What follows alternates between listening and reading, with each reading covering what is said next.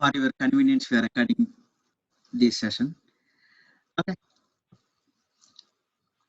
so today we are continuing S3, and last week we had a deep overview about S3, and we went through how we are creating the packets in S3 and how the versioning is working that we have discussed. And previous to that, we have discussed three storage type.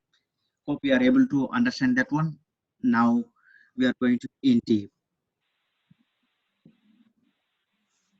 So today agenda will be S3 deep planning because last week we had overview session and we have hands-on on S3 after this. Okay, moving to next slide. Last week we had discussion about data transfer, how we are transferring data between one region to another region. Okay, before explaining this slide, just to go back to that previous week slide so that you have some better understanding where we left so that you are able to get some insight. For example, this is the one last week we had. At the end, we had how data is organized in S3 and how the data stored geographically.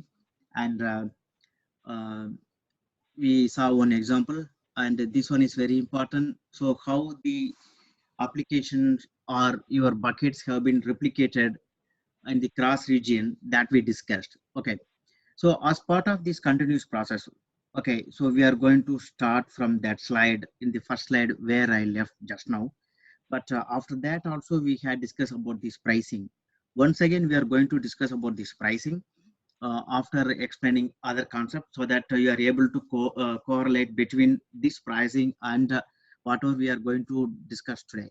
Okay, so at this moment, no confusion, nothing, just thought about cross region replication, how it is working and what is the fundamental of this cross region replication.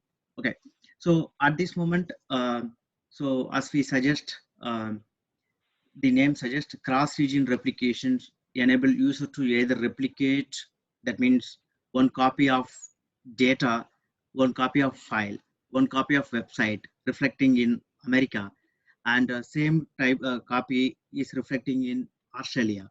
Okay, or you are moving business from US to Australia, then you are transferring your data to the new location to Australia without any hassle. So that's what we discussed on last week. And uh, cost, yes, there is a cost for the cross-region replication. Either you are transferring or you are replicating. So I think you are understand this concept which we discussed on last week. Why I given the brief again? So our topic is related to this next. Okay. So hope you may not have any questions, I believe, but if you have, I will take up at the end. Okay, now, okay, coming to here, I think you are able to correlate now what we are discussing here. Okay, so S3 data transfer, there are various ways to transfer. Okay, but the very successful data transfer is there are two types. One is transfer acceleration, and second one is snowball. Okay, so typical data transfer, how it works. Okay, for example, you are copying data in the hard drive and that means removing that hard drive and inserting to that new server, or you are putting in the shared drive and that shared drive with shared with uh, the authenticated admins in order to transfer the data to the new servers, kind of thing, right? So that's the tradition. But AWS perspective, you have two types of data transfer. As I said, a transfer acceleration and a snowball. You know what is the acceleration, right? That means speeding up. That is called as acceleration. So this transfer acceleration will provide fast, easy, and a secure transfer over long distance by exploiting Amazon CloudFront Edge technology. Okay, that means it is a fast and secure. There is no doubt, regardless of the place, regardless of the region. It is very fast, and you are able to securely transfer your content and number of buckets in the objects, number of objects within that bucket, it doesn't matter. Okay, any amount of data, it will be fast and secure to transfer from one place to another place. Okay, so here we are talking the new keyword called say cloud front edge technology. What is that? Okay, that we'll discuss next. But if you go through some of our concept of the day or terms of the day, I clearly given the definition of cloud front edge technology. But okay, if somehow you have missed that one, now we have option to recollect. Okay, so here Amazon CloudFront, how they are transferring to Amazon S3. Okay, with data is routed over an optimized path. That means it's a secured path. Okay, so anytime, every time, you are able to transfer your content to one place to another place. So that's what we are describing here. You may have some questions, keep with you. And continuing this one. Okay, so Amazon S3 runs the world's largest global cloud infrastructure that everybody knows. Google second, Azure third, as per the last week. And it's very important that durability. It is 99.999999999 of durability. It is very important point in terms of examination. Definitely you will get your one question related with AWS S3 durability. For your simplification, it is 11 nines is there. Okay, so anytime anybody will ask you any questions in interview or in the exam point of view, you have to say 11 nines. Don't forget about that. So Amazon S3 durability is 11 nines. That means 99 dot further 9 nines. Okay, and Amazon CloudFront, that's what we are going to discuss. It's a caching service by AWS in which data from client site gets transferred to the nearest edge location, and from there the data is routed to your AWS S3 bucket over an optimized network path. I think you are able to understand in these weddings whatever I have mentioned here. Okay, so whatever we are transferring data from our place, okay, it directly goes to the Amazon edge location. You know how the edge location is works, right? So we have edge location, we have regions, and we have globals, right? So like that, first you have several edge location. Okay, comparing edge location, you have minimal regions. Comparing minimal regions, we have minimal global infrastructure, right? So that means, for example, USA, North America, and South America, there are two regions, or even you can consider as one region, Australia one region, China one region. Okay, within that US region, we have Northern Virginia, we have Ohio, kind of. Uh, that means within region we have places. Okay, you can consider as a data center. Okay, that means you have more edge locations. Okay, so in Virginia, apart from that Virginia, we have several locations that have edge locations. Okay, for example, Washington DC, we have edge location. Maryland, we have edge location. So whatever you are uploading your data, directly going to that nearby edge location. From there, it transfer to the your regions. Okay, then it will available for your transfer or replicate in the global infrastructure so that it will work accordingly. Okay, so that's what we mean here. And Amazon CloudFront is a fast content delivery network CDN service. It's a very important keyword. So content delivery network CDN is a one of the service which enables to fast transfers from one place to another place, it regardless of your data. Either it can be a video, or any of your mission critical application like NASA application, that's okay. But still, it is going through the content delivery network. Okay.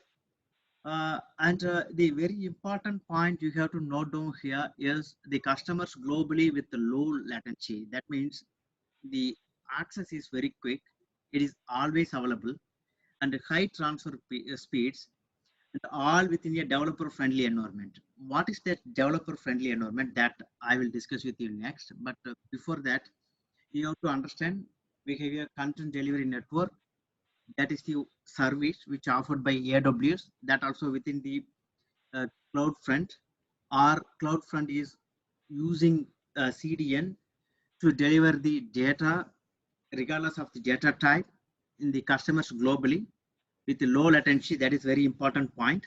You may get one questions related to low latency about CloudFront and high transfer speed. Okay.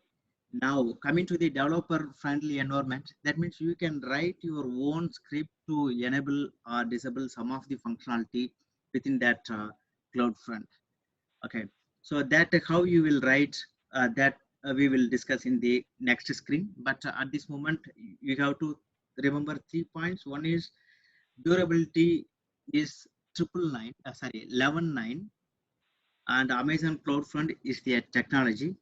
Or if you want to be more clear, instead of technology, you can consider as a service.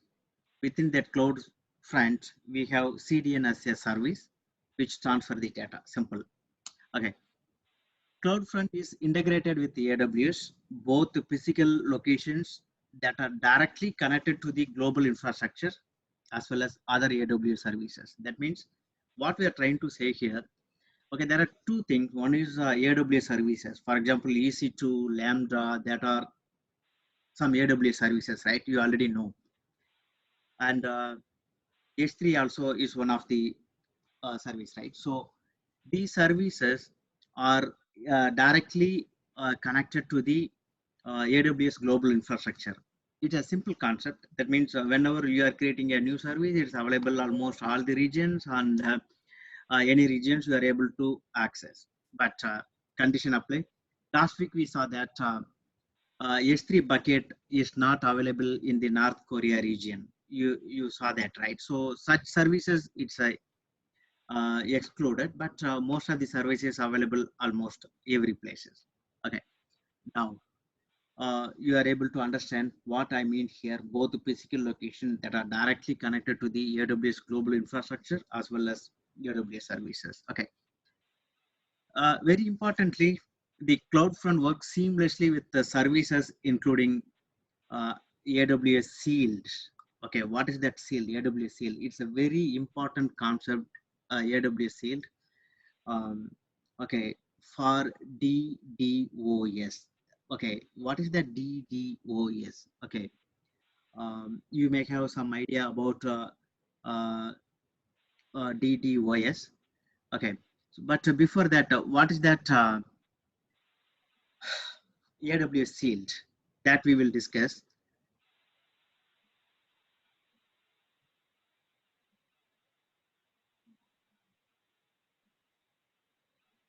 Okay, so typically the DDoS is yeah, phishing. I would say it's a kind of network, or some hackers are they are trying to access your network to interrupt your services. So this AWS sealed will help you to protect from such activities. Okay, it's for your remembrance, it's a DDoS is called a distributed denial of services.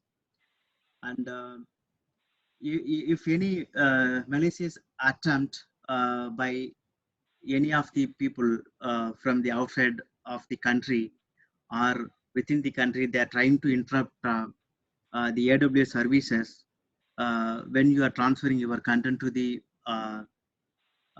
AWS network. So that time they may interrupt, but don't worry, it is already protected from the DDoS by AWS sealed. Okay. it is applicable within the region or endpoint or global infrastructure, wherever it is. So you need not worry about that. Okay. And it is also works in the S3 load balancing or EC2 that we are going to see in next session or after that.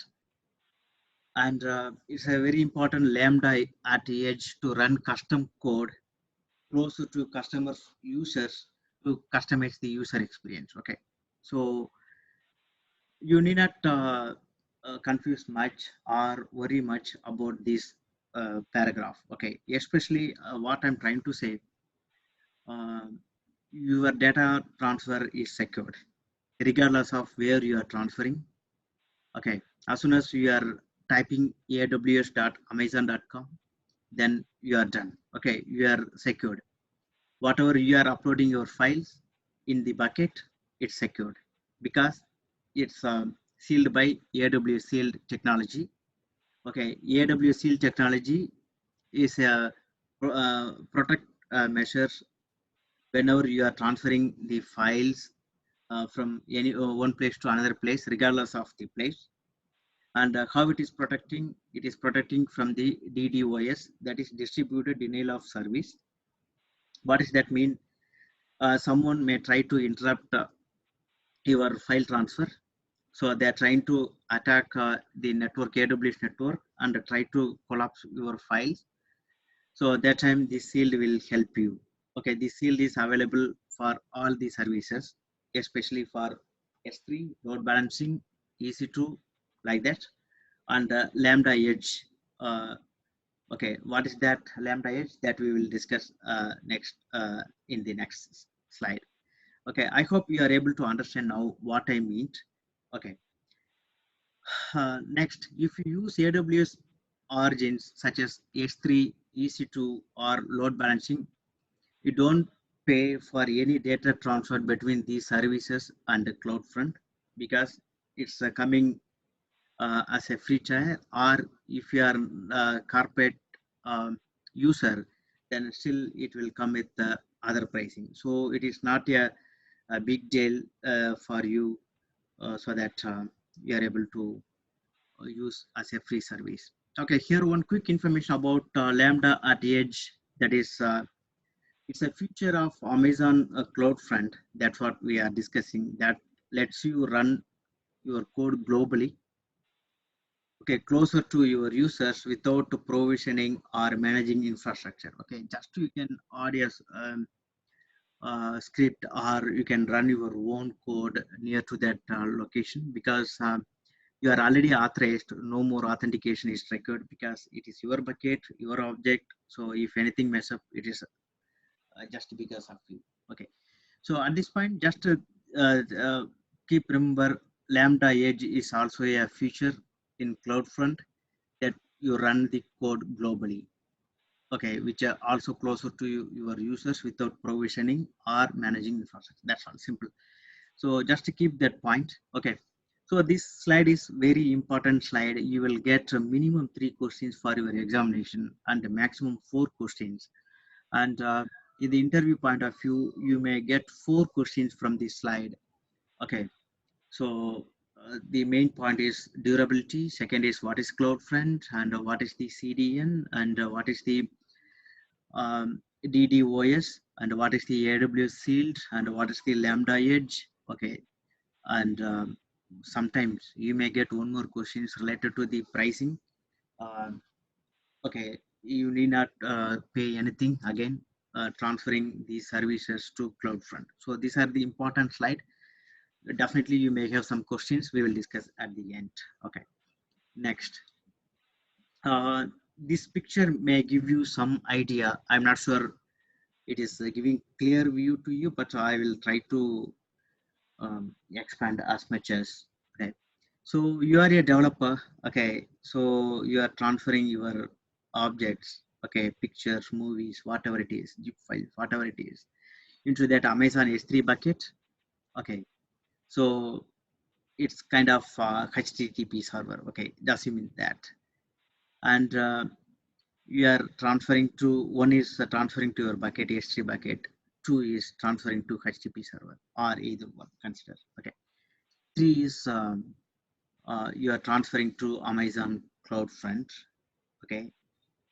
And it's vice versa. If any updates you are storing and retrieving here, and it is going to the edge location.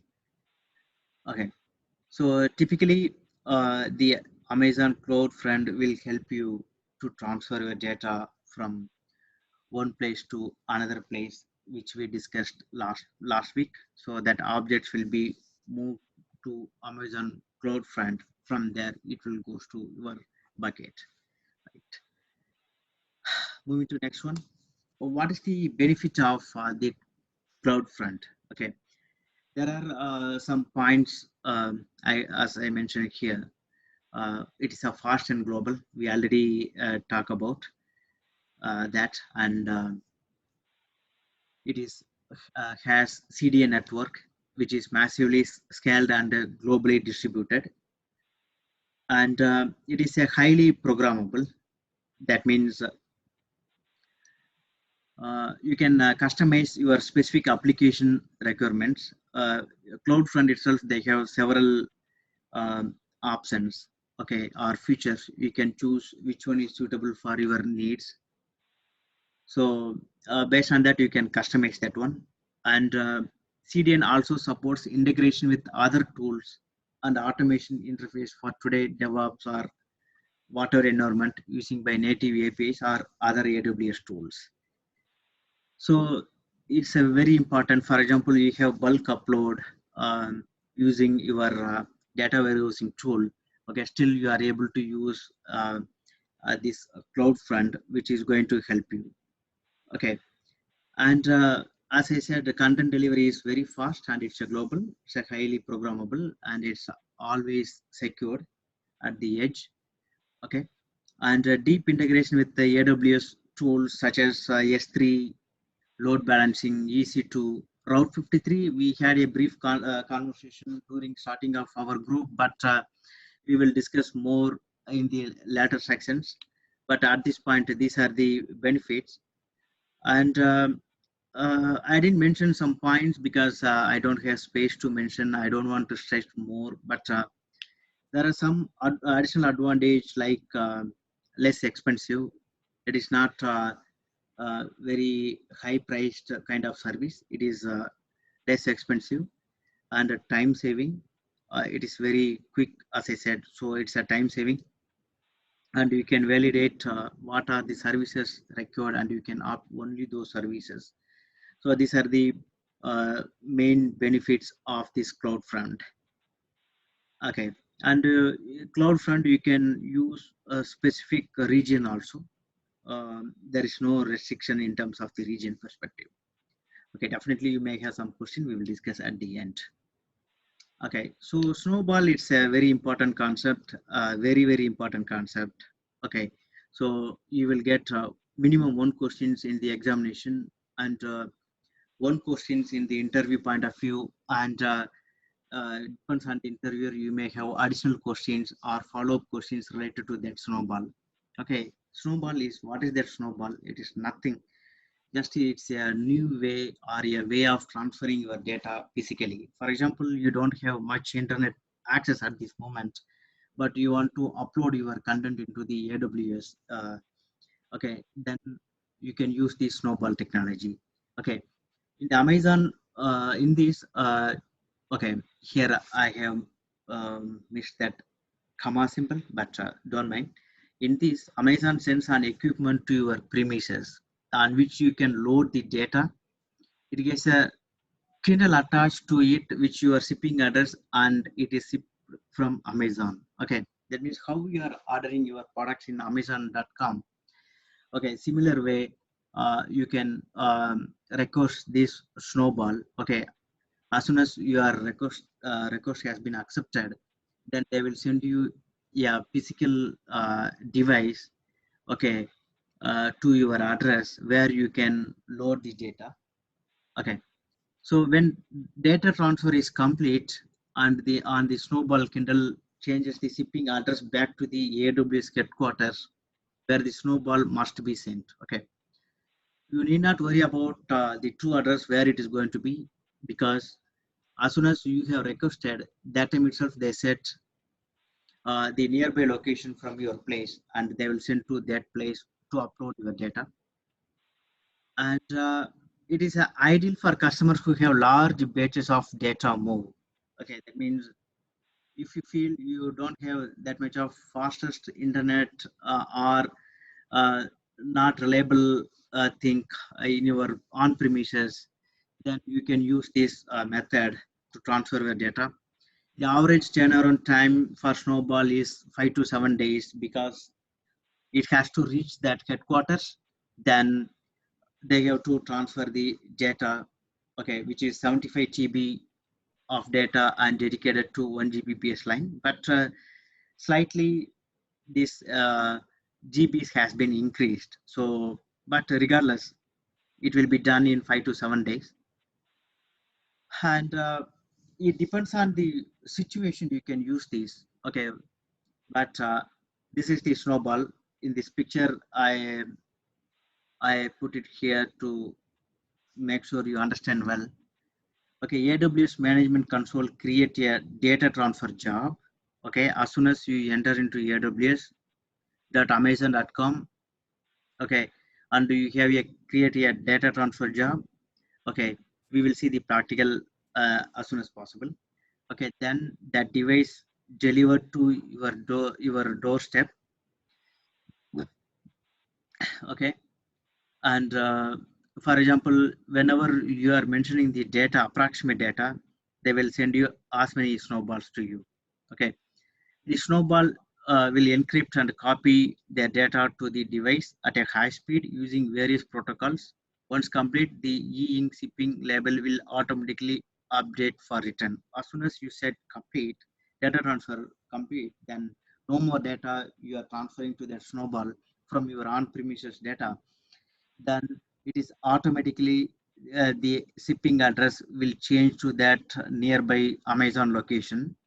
Then uh, the people will come and pick that snowball device from your doorstep, and AWS will load your data into the S3 bucket and completely wipe the snowball clean. That means no more data in the snowball.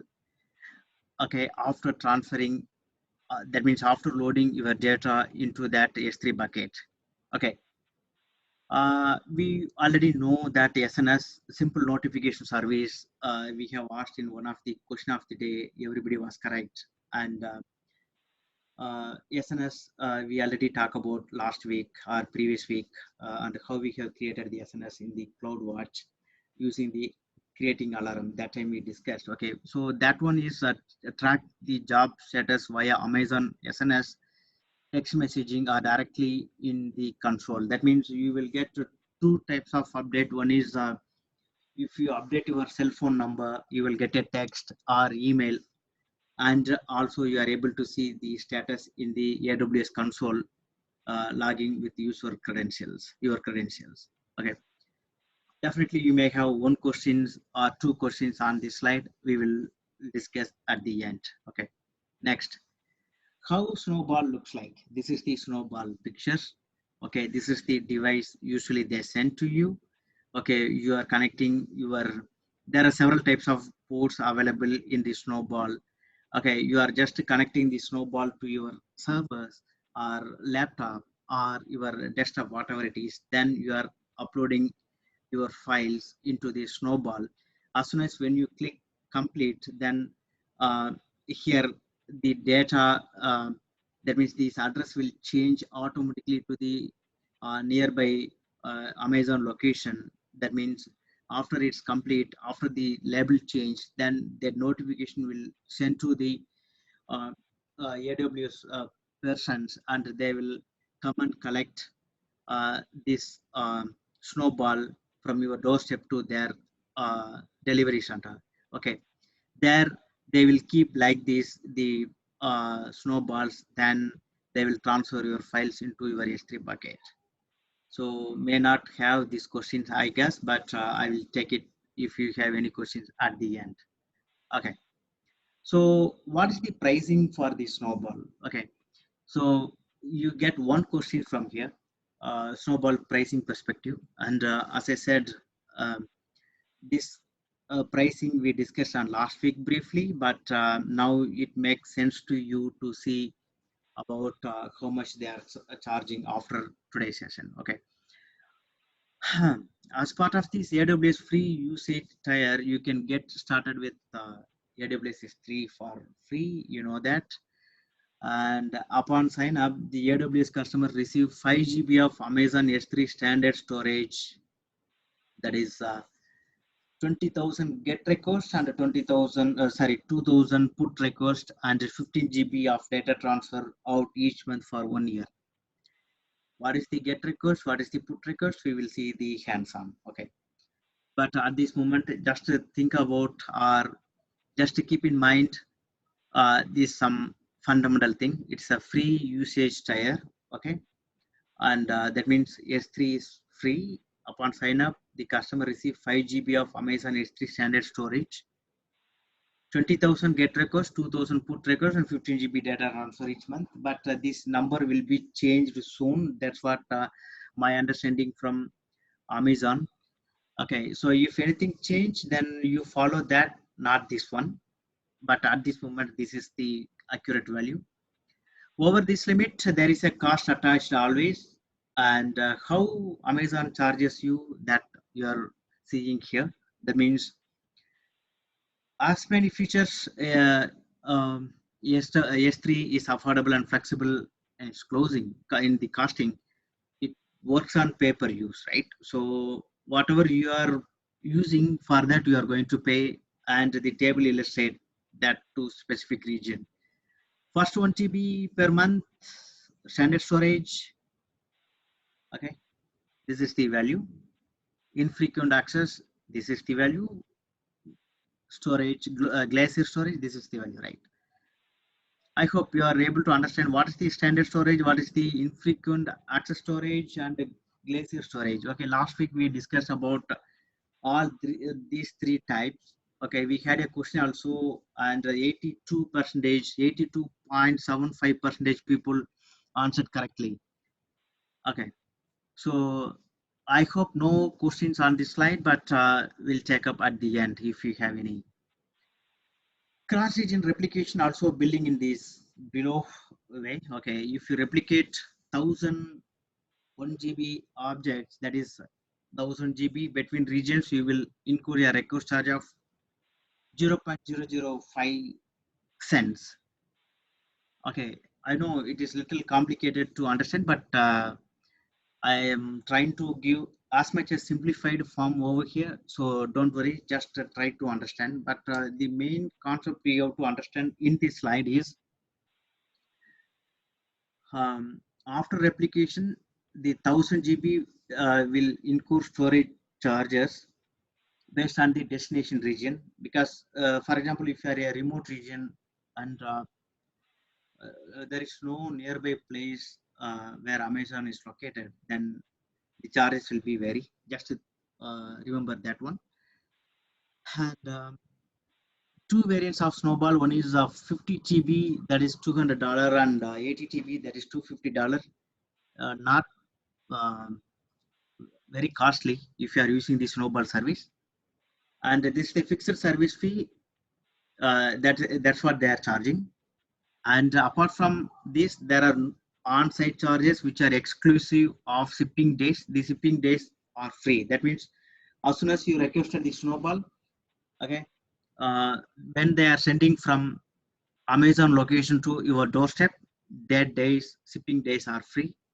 Okay, and same thing when you are done your transfer to the Snowball and you are sending from your doorstep to Amazon, that day also considered as a shipping day, and that also is free. And the first 10 onset days also free, meaning when the Snowball reaches your premises, from then till the day it's shipped back, their on-site days. Okay, for example, you have taken 9 days, okay, to transfer your data into that Snowball, and you are sending, you are fine. Okay, for example, today is March 1st, and you have received, you have requested from the request period till you are reaching, you are sending back.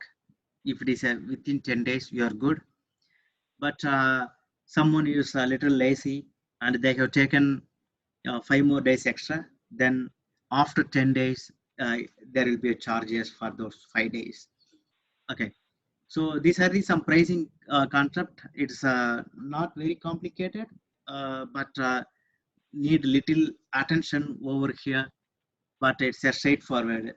You are getting 50 TB for 200, 80 TB for 250. That is the charges, and shipping days are free. And the first 10 days on your premises when you are transferring your data, that also free. So these are the concept you just have to remember. And acceleration pricing also mentioning here. Accelerated by AWS Edge Location in the United States, Europe, Japan.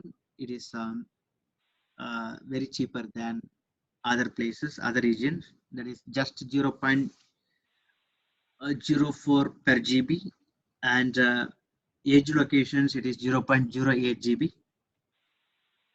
Data transfer out from Amazon S3 to the internet.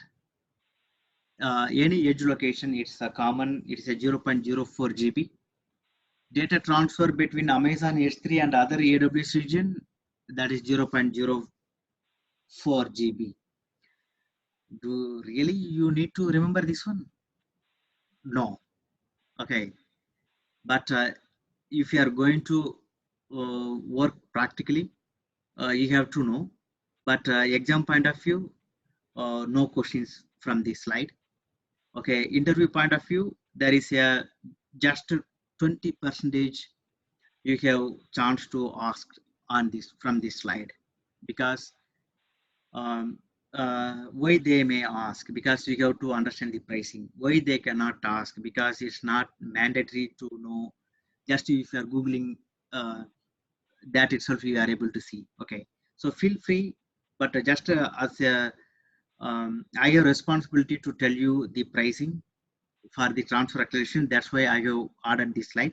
But other than that, you just to know about this. No need not memorize every cent over here or every information over here, but for just for your own information, right? Definitely, you don't have any questions, I know, but we'll talk later. All right. Okay. Now let's go for hands-on.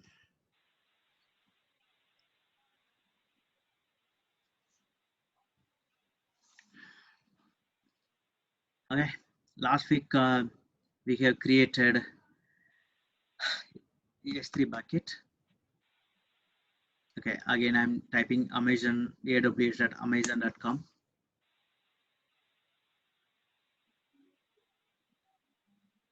Okay, I'm signing into the console. I'm logging to that root user. Okay, this is the email ID, you know, we are using for testing purpose.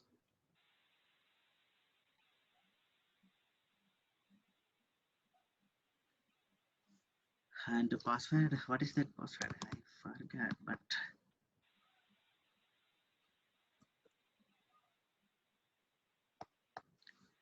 wait, I think this is the password. My memory is correct. And I'm opening Google Authenticator on my cell phone to enter the MFA code. At this moment, it is going to expire my MFA. Okay, hold on here. Just 2 to 3 seconds to generate a new MFA. It's about to done. Yes, I got the new code 946410, and I'm clicking submit button. I'm into AWS console now with login, right? So here you are seeing the recently visited services. Okay, but you maybe if you want to know, I will go to the services, then I have to see, then go to the services and go to the storage, just click S3.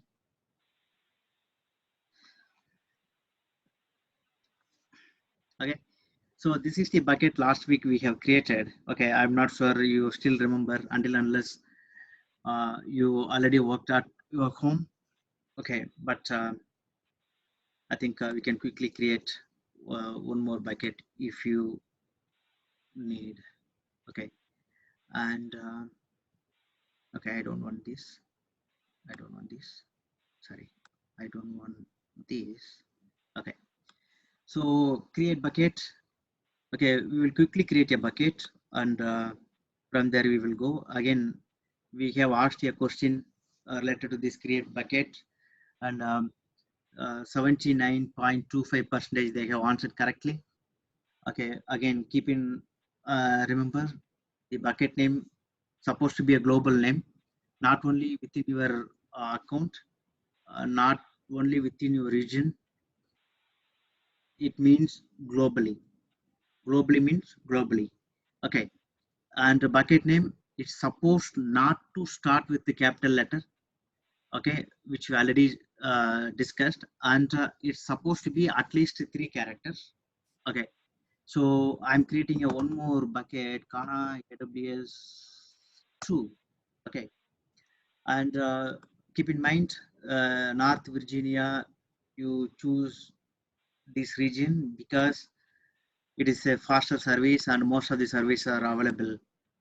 At this moment, I'm block all public access. Okay, and advanced settings. Okay, at this moment I disable. If anything I needed, I will go after some time. Then I will do that. Okay, next I'm clicking create bucket.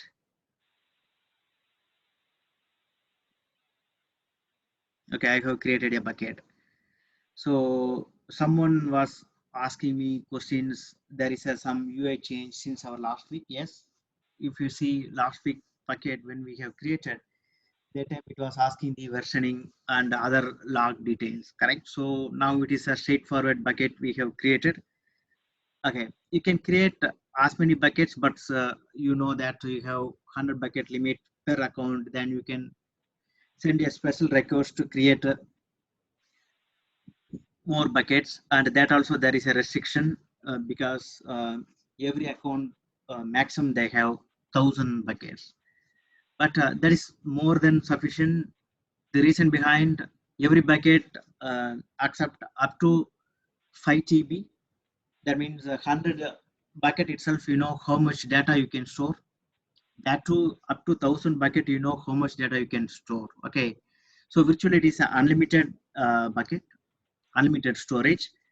Okay, and again, you can put any number of objects in one bucket until that 5 TB reaches. It doesn't matter what type of file it is. Okay. Now we have successfully created bucket name Kana AWS 2. Okay. Now, if I want to go to bucket details, yes, I can go, or I can directly click that bucket name. I'm able to see here. Okay. For example, I want to upload files. At this moment, the bucket is free. You can upload files from that bucket, sorry, to that bucket. Okay, just clicking upload. But before that, if you want to create a folder, you can create a subfolder. Okay, so this once again, some of them already confused during the question of the day when I was asking the root folder. Your root folder is this S3 bucket. So that means consider S3 bucket is a folder. And whenever you are creating a folder, that is the subfolder to this S3 bucket. It's very important. You will get one questions related to that, and interview perspective also you will get some questions. Okay. Okay, if you want, you can create a folder. Okay. Uh, at this moment, I'm not setting any encryption kind of thing. Just I'm creating a one subfolder. Okay. Um, okay. So just I'm putting save, and I have created a subfolder. Okay. So if I want to upload a file, I can upload in this subfolder, or I can upload here itself. If I am if I'm in the Kana AWS bucket at this moment, and I have created one subfolder.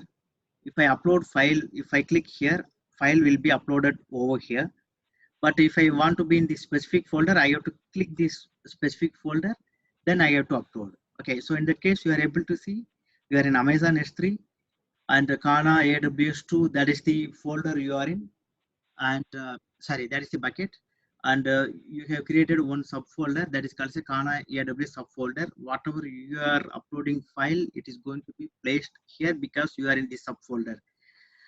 Okay, but no, I have to upload file over here. That also, yes, fine. Just click upload button, and you are able to see art files button over here. Click art files, and what I can upload here. Okay.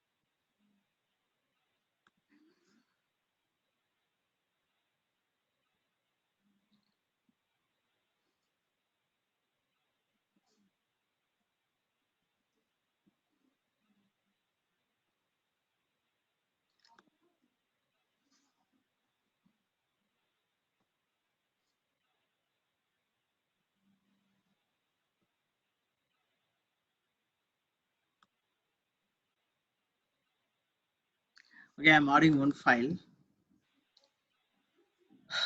Okay, and next upload. Okay, so it's uploaded.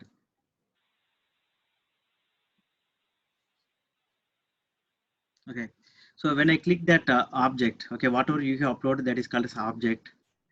Okay, so that object URL will display like this. If you click here, you will get an error because you don't have access to that file. So what you have to do? Okay, uh, you may remember we have set the permission as um, we have deny all the permissions. Okay, so if you go here,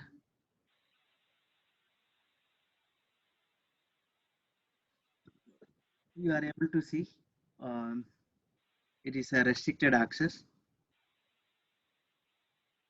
Okay, so what you have to do in that case, go to that bucket and click here. Okay, you are able to see that properties, whatever we have set. Okay, so we have one grant is for read and write. Okay, So object lock disabled, and properties, its encryption is none. We set all those things. Okay, and we can update this or make it as public.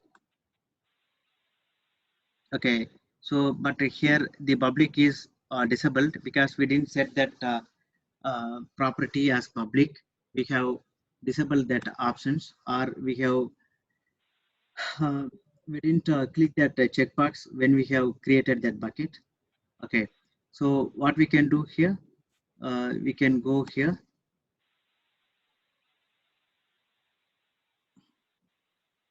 It's not public, that's why we are not able to see. We got the error. Okay, now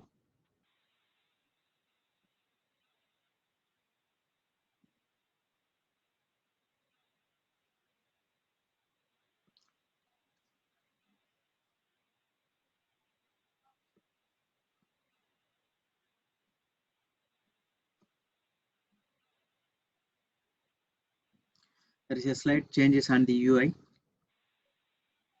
but don't worry.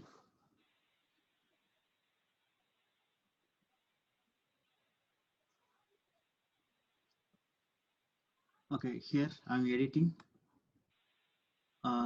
Block all public access. It was there.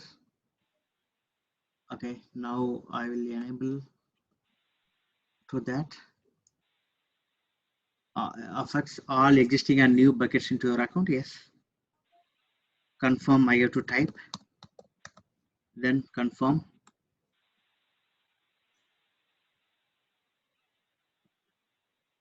Okay, block all public access off. Okay, now the buckets whatever I have created here, and I go here, and I have uploaded one picture over here, and click that one. Okay, action. Okay, still it's not reflected. Hold on.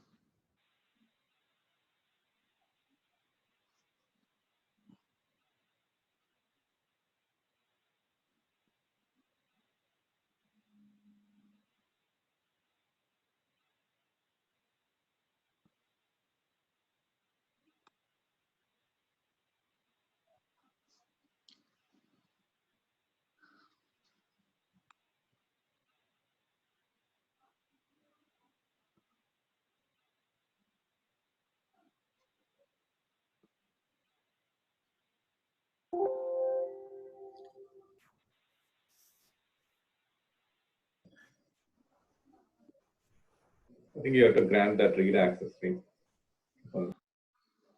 No, already I given that access.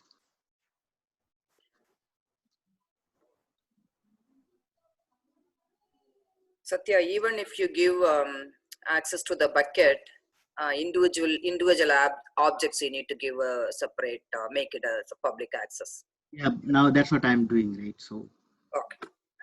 Yeah, so we are already in that bucket. I mean, I already checked this box for this file. Okay, so I'm trying to, but somehow, okay, will be there.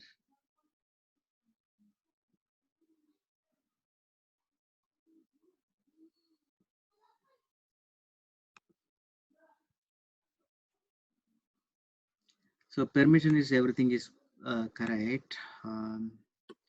Class modified, storage class, okay, server side encryption size, okay, perfect.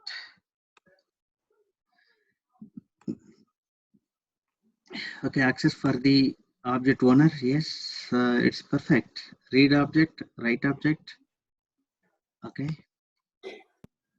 Write object permission, yes, okay. Next, public access, the block access settings turned on this bucket prevent granting public access, but I'm giving everyone read, write, access. Okay, next, pressing save. It's supposed to be save, and I'm going to that overview. Okay, and going here. here. Okay, validating everything. Properties, yes, standard, everything is okay. Permissions, okay. We have granted permissions. Then action supposed to be made public, but it's not displaying. Okay. Hold on. You got that message access denied when you, after you granted permission, you just got that there was a message displaying. You mean this one?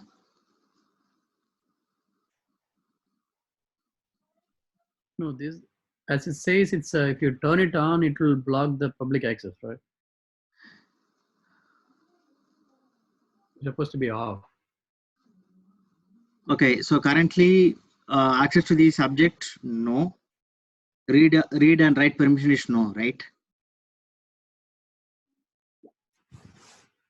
Correct. So this object will have public access. Everyone will have access to one or all the following. Correct. Now everybody has access. Correct. After you save, come back out and look up on the screen. It's not reflecting here. Scroll up. You see access denied? Yeah.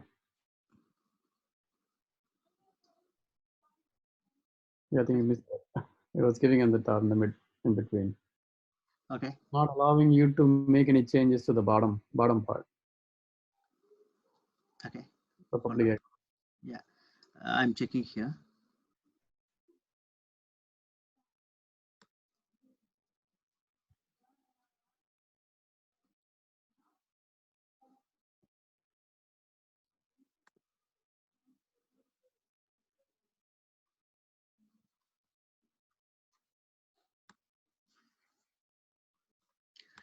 Okay, I quickly come back.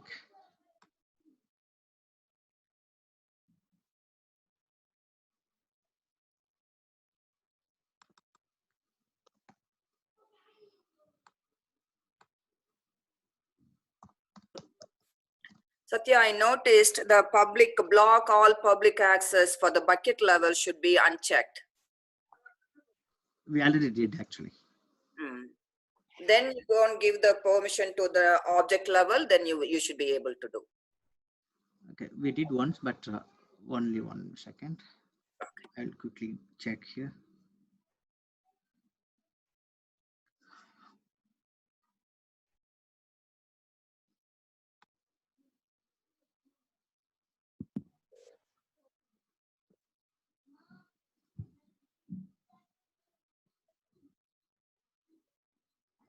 Okay, just I'm comparing what I did earlier.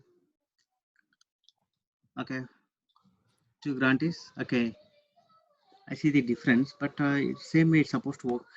Satya, in permissions, you need to select that particular bucket and you have to use the public access. Yeah, here actually block all public access off.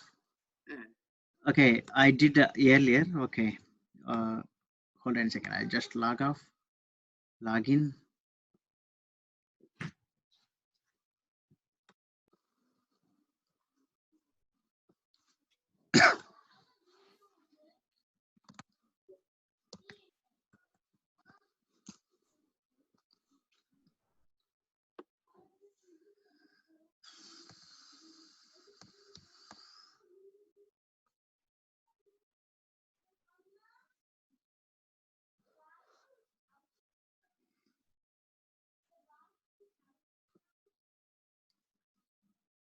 Satya, this bucket is not public. We have to make this bucket public. Edit. Turn it off this. Yeah. But we did actually. Yeah, now you save it. No, go back. So did you remember I came to the screen and typed confirm? No, that is for the whole bucket, I think. This is for the particular folder. No. Now what you did was earlier you checked it on. You had it on. Okay. Block all access. Now it should be off. That means the bucket is public. Then you go to that object. Then you give access. Okay. Now public access setting updated successfully. Going to overview. Hopefully it will work now. Let's see. Yes, make public. Okay, everyone will have access, make public. All right.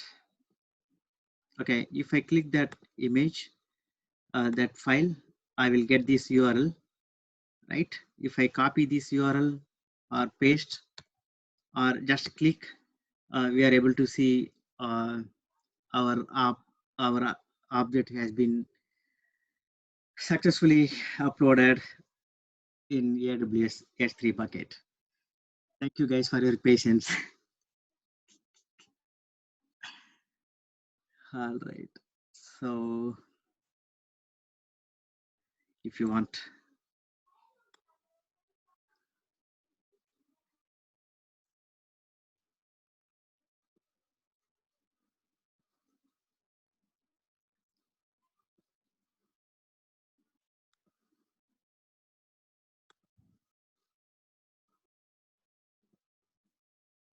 so I'm into that subfolder.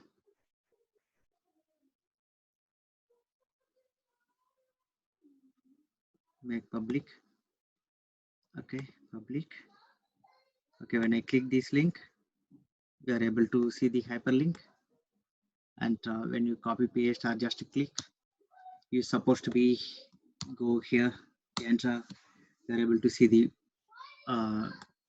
file. Okay, so these are the things we have to do to upload the files. Okay, so small glitch in terms of making the public. I think everybody has better understanding now. All right, moving to the slide. Right, any questions? We'll open for the questions.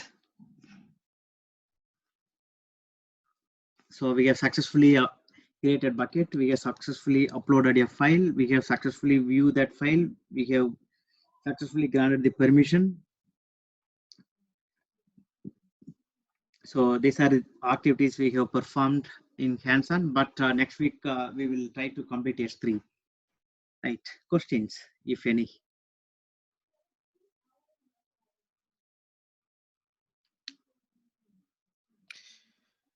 Hello, I have a question. I'm sorry, this is my first session, and it's a question out of my ignorance. Can you go to the slide where you have this picture? The third slide, I guess. Developer uploading to the S3 bucket. Yep, you just passed it. Yep, this is the one. Yep. So you said the developer, okay, going back to Amazon CloudFront.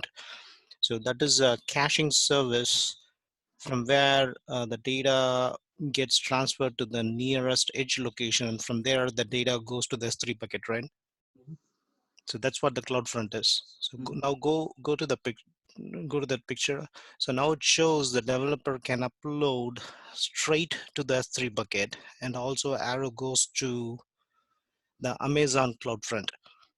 So it's not the only way. The Amazon CloudFront is not the only way to upload to the S3 bucket. You can directly upload to the S3 bucket, right? No, actually, there are two ways. One is Amazon CloudFront. That is the premier one to go and upload your objects in that S3 bucket. Okay. Even you can use full-fledged services from CloudFront to upload your file, or you can use some of the partial services from the CloudFront also. Okay, but this picture illustration just to ensure that how you can upload the objects into that S3 bucket and how it transfer to the edge location. That is the illustration purpose I put this image.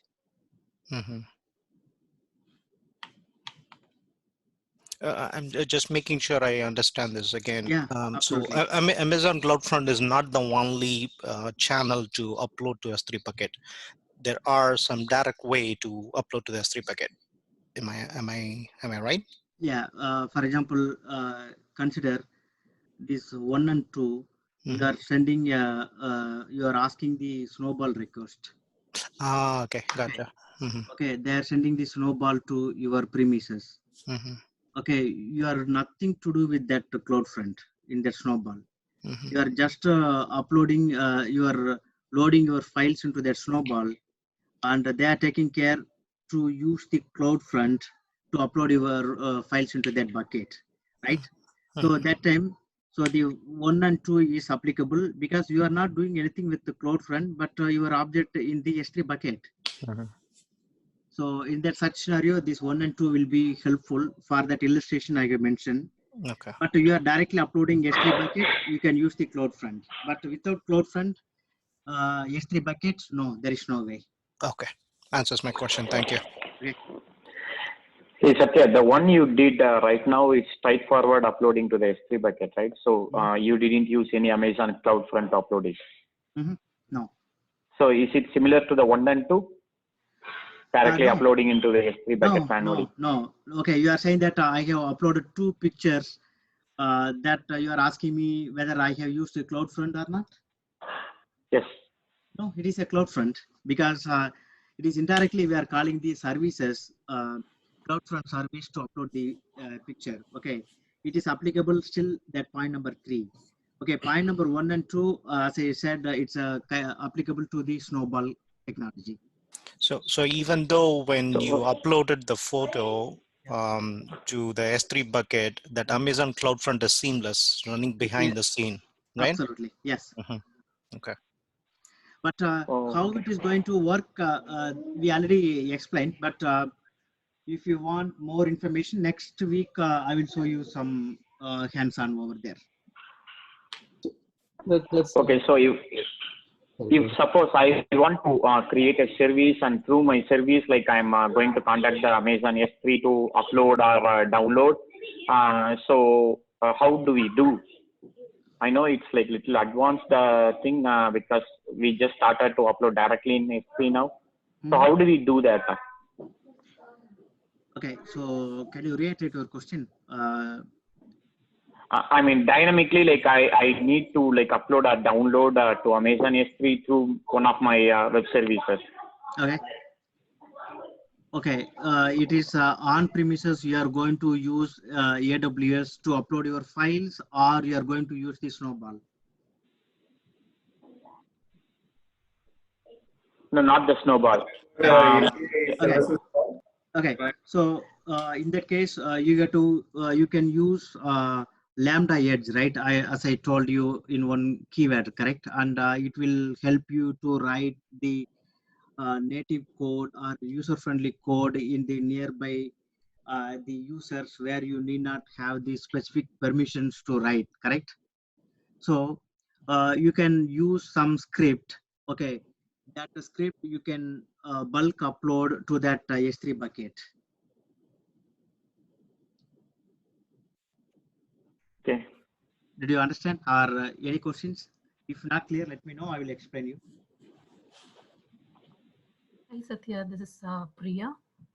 So I have a question in the Snowball. Please correct me if I'm wrong. So how secure is the Snowball? Because they are going to send us a device and we are going to upload the files and sending back to them, and they are going to upload that in the S3 bucket, right? So how secure is that? Because we are not doing, they are going to do it by physically. So how secure is that? Okay, so on premises, your data, when you are transferring to that Snowball, that security is up to you, up to your premises. Okay, because nothing to do with that AWS, correct? Okay, some hackers attacking your network that is not related to AWS. I think you understand my point. Okay, as soon as you are loading, you are uploading your files into that Snowball. Okay, that Snowball is secured. Okay, nobody can hack at this moment. Okay, so it is secured. But something happened during the transit between from your place to Amazon headquarters, like accidents or anything happen, that is completely unsecured. You understand what I mean, right? It's a theoretically it is secured. Practically, it's not. How it is not? If any damages during the transit, there is a loss of data. But in terms of security perspective, storage perspective, it is very secured. So nobody hacked during the transit. Until unless physical damage is not going to happen, it is safe. I think I answered your question. Yeah. Thank you, Satya. You're welcome. One question related to that. I think it's supposed to be encrypted, right? When you upload and your data, even though you upload it on your premises. I believe it cannot be direct data upload. It should be some way of encryption. Yeah, whenever you are connecting Snowball to your, for example, your server or anything, it's directly encrypted as soon as you are transferring file in the Snowball. Right. Will they Yeah. provide encryption keys or something like that that we have Yes, to? absolutely. Okay. Yeah.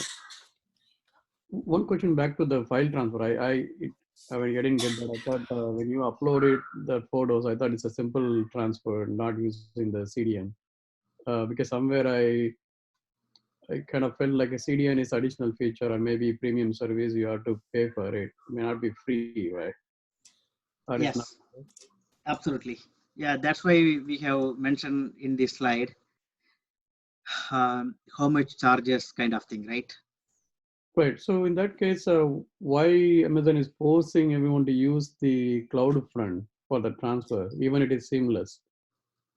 If some customer may say, I very like the photo you uploaded, it's a simple transfer, but do you need to pay for the CDN additionally if it uses CloudFront on the backend? Mm-hmm. Okay. So your question is why Amazon is forcing you to use the CloudFront and they are charging you? That's what your question? Yes. Can Okay. that give us a yeah. simple file transfer? Okay. Even though they are charging, but you have limited free service also, right? So until then, for example, if you are running a big bank, okay, so we cannot expect free service from AWS, right, for running the entire bank.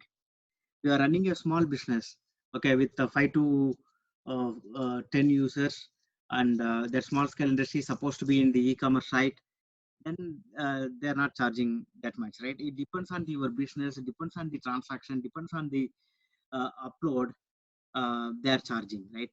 So I think if you see the infrastructure perspective, your on-premises infrastructure perspective, it is cheaper. Yeah, absolutely. Yeah. Any questions?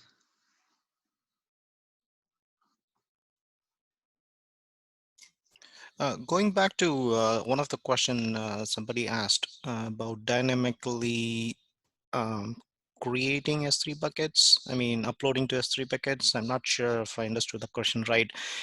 Can you, Satya, can you go to that second slide that you have? Yeah, this one, not this one, the next one. Yep. So where the third paragraph, as it says, APIs to customers globally with low latency. Does that answer the question that gentleman asked? No, his question is a little different. Mm-hmm. So this API, what does that mean for a developer to access the API, to use the API to access the S3 buckets and other service? What does that mean? No, whatever you are uploading any files, as I mentioned in this slide, videos or applications, okay,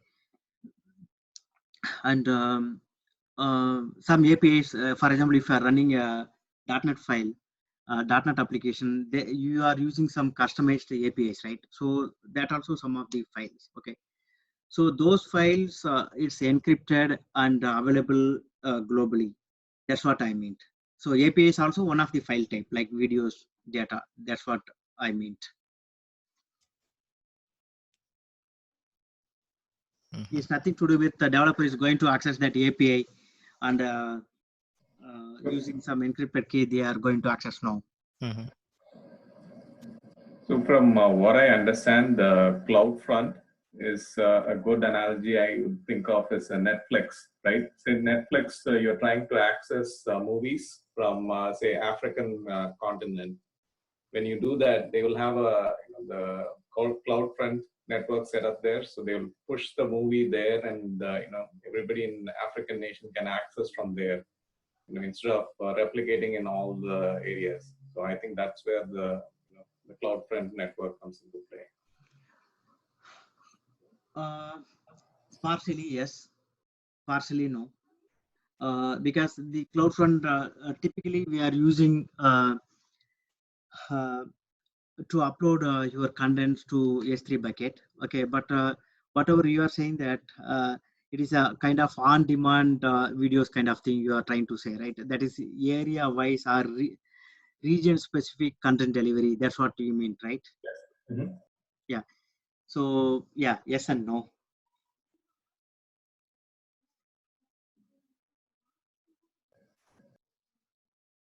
Any more questions? So Satya, I have a question. Like, so when we deploy our entire enterprise application to this AWS, how this bucketing will work? Because always the data will be huge, right? It will be more than 5 TB. How the additional buckets will be created? Okay, so by default you will get a 100 bucket. Okay, you can create maximum of 100 bucket, but 100 bucket times 5 TB, you calculate how much it's going to be, right? Mm-hmm. Yeah. Okay, so it is also a huge storage you are getting per account. But further, for example, if Bank of America or JP Morgan Chase, they are uploading bulk files, still they can go for up to 1000 bucket, each 5 GB. So it's a virtually unlimited storage, as I said earlier. Okay, so when one bucket is touching 5 DB, automatically the next bucket will be created in that case. Yeah, suppose if you are automate the process, yes. Okay, and so everything we can configure, like once as soon as the bucket is created, make it public or give the access to these groups. All those things are configurable. Yes, exactly. Okay. But we are very early to go that stage. Okay. Because we just started S3 and we are creating the buckets, but we will be there shortly. Okay. Yeah. But mostly when it will come with that kind of configuration with the EC2 kind of thing. So when you have clear understanding on EC2, then we know how we can use the EC2 services for S3, correct? Okay. So that time you will get more clarity, but we are going to cover everything. Okay. So when we learn EC2, we will get more details. Yes, but not only EC2. Again, okay, many things. We have MongoDB. Okay, everything is interrelated services. That time we will, I would say at the end of the 75% of session, you will know everything. Okay, which really helpful to you to get your job. That I can assure. Okay. Satya, I want to clarify something. Maybe please let me know. Can I have your name, please? Yeah, my name is Sudha. Okay. CloudFront is, it's only for accessing it. When you upload, I don't know whether CloudFront is involved. It will be involved.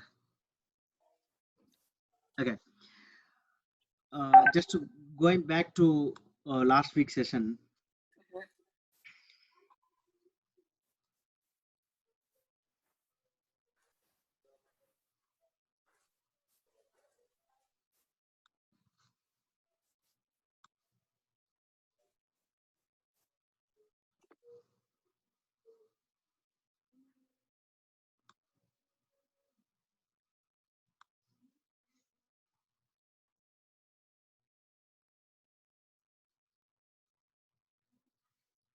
Do you remember this picture? Yes, I do, yeah. Okay, so we cannot bypass this one to put anything in the bucket. You have to go this way. This is for the users of that content from the bucket, or is it for everyone, even for, so you are the owner of the bucket, for example. So this includes owner also? Everyone, whosoever creating the bucket, whosoever uploading the objects into that bucket. So the users refer here as the Amazon S3 console users or the one from outside who access with the HTTP URL. Because here, like whatever you are saying, whatever we did today is like we have uploaded directly in Amazon S3 console. And does that also refer to the users? Your question to me, or you are explaining to her, or? No, I'm just asking, like, because users is like very broad, a broad specific thing, right? The one who access through the internet is also users. The one who just the root user, like who logs into the Amazon S3 console and who uploads directly. For them also, they use the Amazon CloudFront is my question. Okay, so whosoever log into aws.amazon.com, okay, whether it is a root user or IAM user or whosoever has access to create the bucket or access to upload the objects, those people are called as a users. Okay, so the slide, whatever you are showing here, the users refer to the AWS console users, the root user or the IAM user. Exactly, yes. Okay. Not someone has internet access and they are directly uploading. No, it is authorized, authenticated users. Okay. So regarding the same line, I'm going back to my old question. If suppose I create a web application where I just create a... Yeah, hold on a second. Sudha, now you can ask your, let me complete for Sudha's question and come back to you. Okay. Sudha, now you ask me, is it understandable or your question is a little different? No, it's the same thing only, Satya. Only my, I have a doubt. The users, in this picture, whether the user includes the owner or whoever is going to upload that file. I mean, end users can also upload the any files, right? But no.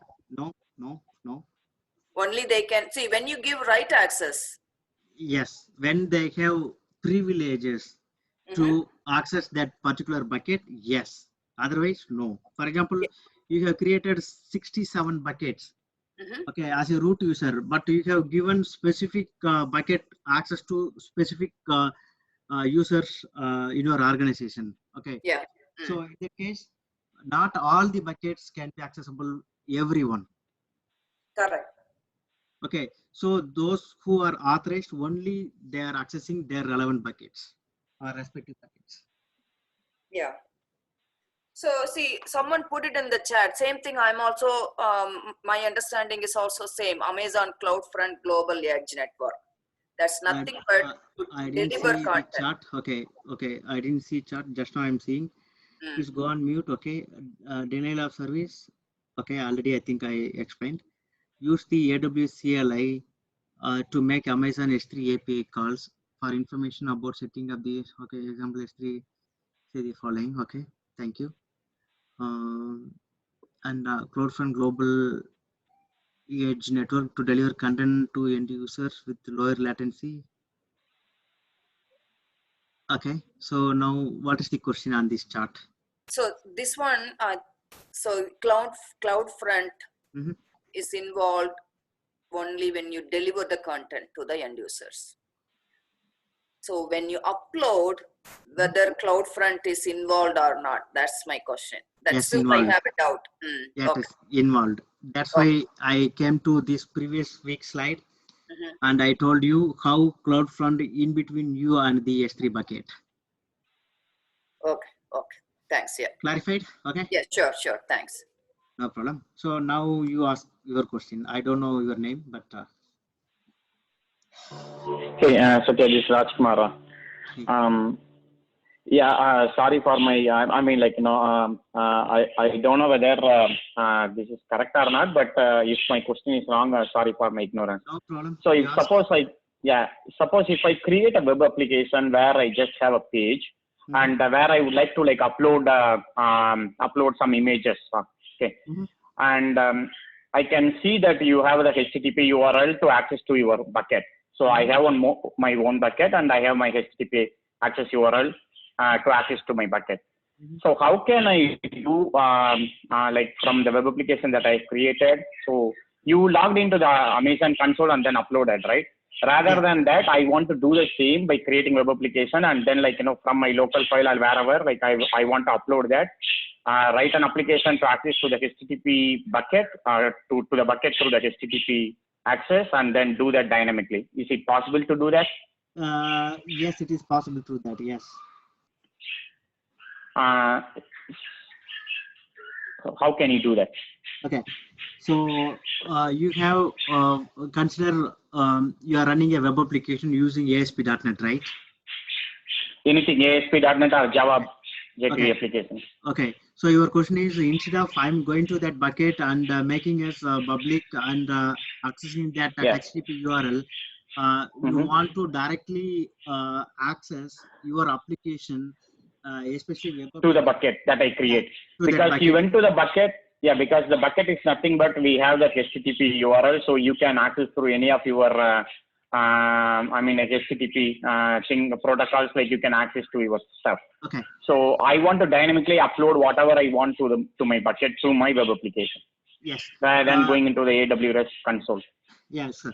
So you create the list of web application or one web application. It doesn't matter how many files it has. Okay. At the end, please create one HTML page. Okay. So that HTML page, which includes everything, including indexing. Okay, you just upload. You just write a one script to upload all the web application files to upload into that bucket and make that. Not web application files. I'm just writing a small application where I want to upload any file I want to my bucket. So is there any APIs to consume, to call the bucket and then do the service? That's what my question is. Yes. Does Amazon Web Services provide any APIs to connect to my bucket? Because since it's a HTTP URL, so is there any APIs to connect to my bucket and then upload whatever the file I do all the transfer from my web application to the bucket? Actually, you have asked 3 questions in single question. Okay, so let me answer your first question. Okay, you don't know that you have asked 3 questions, but I know you have asked 3 questions. Okay, your first question is, you have running a web application and I don't want to go to the AWS console and directly I have to upload all my web application. Okay. Whatever the file that I select. Okay. So in this example, let us assume I have the photo that whatever you have in my local system, and I have my web. I understand your question. So you are saying that how I can use that HTTPS instead of going to that AWS console, how I can put all the web application file into that bucket and how I can access. That's your first question. Am I correct? Yes. Okay. Yes. Create a index file and make that index file as a primary file, so that when you are uploading that complete set of files, when that HTTP URL click that that index file, then it will accessible other related files. You understand what I mean? No, I'm not. Where does that the list of files came? I'm just trying to upload a photo, whatever we did in the Amazon S3 console through the page that I created. So just to select that file and then use some API to connect to my bucket. So that transfers all the way the file that I selected and then go and store it into the bucket. No, that is your second question. I'm still talking about your first question. First question, where does, but you are relating to all my web application files. There is no such web application file. It's just I'm trying to upload one simple photo from my web application that I created and then connect to my bucket. Okay. Where does the indexing comes here? Okay, so first you didn't ask that you have some web applications, regardless of it is a .NET or whatever it is, then you want to upload into that S3 bucket. That's not your question. Yeah, but the web application I hosted in my local itself. See, I have my local JBoss server running on my local system, and that web application is running in my local thing. And from where I'm trying to connect to the Amazon Web Services bucket that I created, and all I want is I want to upload a file from my local web application to my bucket in Amazon Web Services. Okay. So for that, Amazon Web Services provide any API to connect to S3 bucket and then do all this dynamically? Yes, you have some web services in AWS which offers such to perform that operation. Yes, to answer a straightforward question, yes. But okay. I have a question. So you are saying that you want to run your web application partially from on-premises or completely AWS or completely on-premises or hybrid? I have that question based on your question. Completely on-premises or like can go for hybrid? Okay, completely on-premises, you need not worry about AWS. Okay, you just create your HTTP server and run your application. That's all straightforward. But if you want to go forward with a hybrid approach, then you have to create a index file.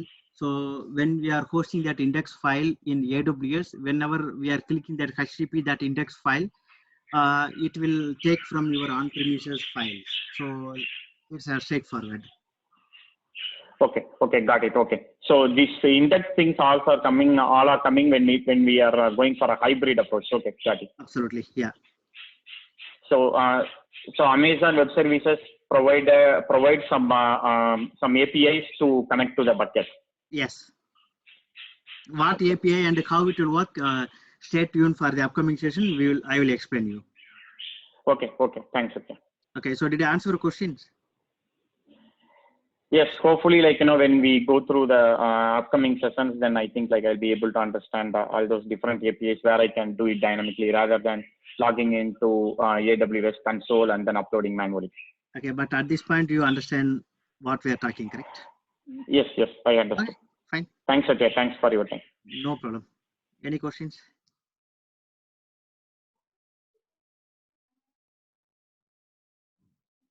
Hello?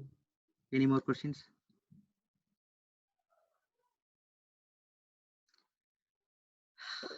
Ten seconds. Hey, Satya.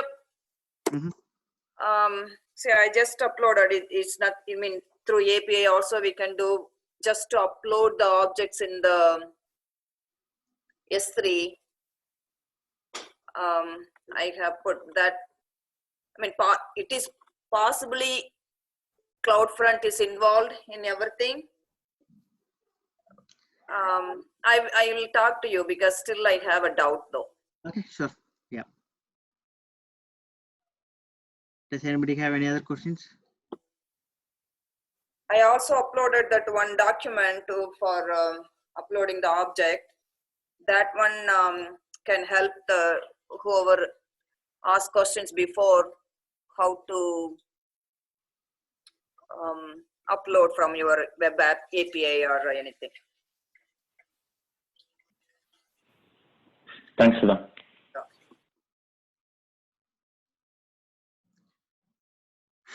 Okay, any more questions?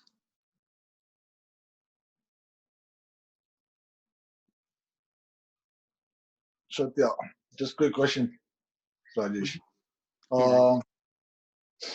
You're saying like, the AWS Snowball device, the data transport is much faster than the internet speed. Do they have any kind of ratio? What's the speed? Yes, but it is going to be in their AWS or Amazon premises. So as soon as they will connect to their network into that Snowball, it's a lightning fast. Is it the same kind of fast when you are uploading or downloading it? Yes. Okay, thanks. Any more questions?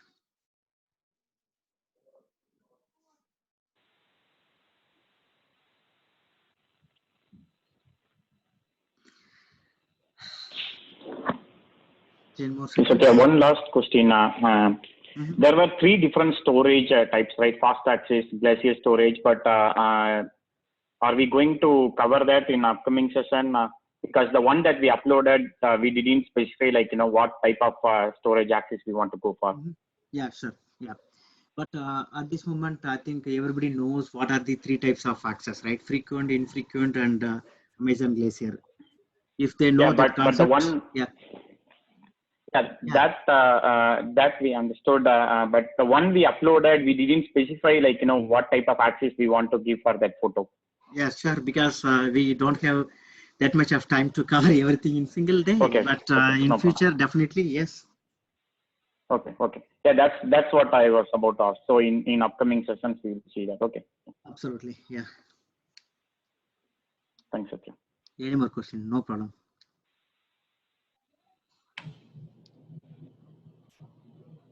Satya, this is Mohan. Right. One question is like when we use the Snowball, right? The end user uploads the files and then they send it to the Amazon, and then Amazon creates a bucket, right? How that the bucket naming, everything is created. Okay. So the Amazon. Okay. It's a typical question, but we have multiple answers. One is you can give the special instruction when you are sending the Snowball. What are the naming convention you needed? Okay, they will refer that naming convention and they will create the bucket accordingly. And Okay. For example, if you have 10 folders, okay, each folder they will create as a one bucket. You understand what I mean? Yeah, I got it. Thank you. Did I answer your question? Yes, it does answer the question. Yes. All right. Any more questions?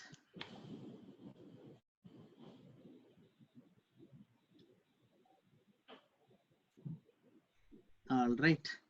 I think no more questions. 10 seconds, 9 seconds, 8 seconds, 7, 5, 3, 2, 1, 0. Thank you. Thank you.